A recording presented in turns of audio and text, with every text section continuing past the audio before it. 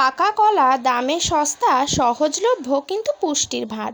যে কোনো ডায়েট প্ল্যানে কলা অপরিহার্য, এটুকু সবাই জানে। কিন্তু কলার মতো কলার খোসাও দুর্দান্ত উপকারী। বিশেষ করে রূপচর্চায় কলার খোসা অতুলনীয়। কলার খোসায় প্রচুর প্রয়োজনীয় মিনারেল আর পর্যাপ্ত অ্যান্টিঅক্সিডেন্ট রয়েছে। ফলে সস্তায় রূপচর্চা করতে হলে এখন থেকে আর কলা খেয়ে খোসাটা ফেলে দেবেন না। কলার খোসায় রূপচর্চা। ত্বকের যত্ন। চোখ মুখে কালো ছোপ থাকলে কলার খোসা ব্যবহার করা যেতে পারে। খোসা ছোট ছোট করে কেটে নিন, তারপরে মুখে এবং গলায় ভালোভাবে ঘষে নিন। অন্তত 20 মিনিট পর মুখ ধুয়ে ফেলুন। এরপর দেখবেন ত্বকের তেল তেল ভাব চলে গেছে। পরপর কয়েকদিন এভাবে কলার খোসা ব্যবহার করলে চোখের তলায় কালিও উধাও হবে। দাঁতের যত্ন।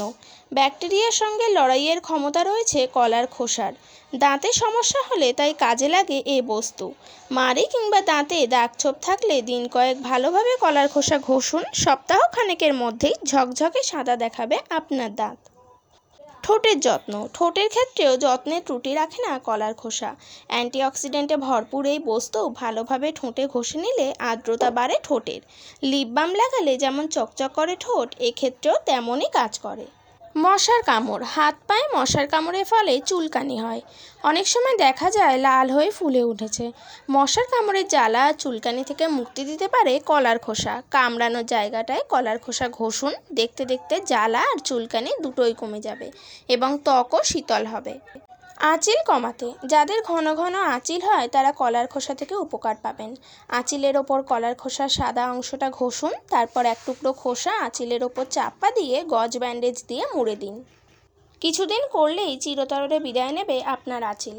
বলিরেখা দূর করে। কলা ত্বককে আর্দ্র আর পুষ্টিগুণে ভরপুর রাখে। ফলে নিয়মিত যারা কলা খান তাদের বলিরেখা বা সূক্ষ্মরেখার সমস্যা এমনিতেই কম হয়। বাড়তি উপকার পেতে একটা কলার খোসা শিলনোড়া বা মিক্সারে বেটে নিন।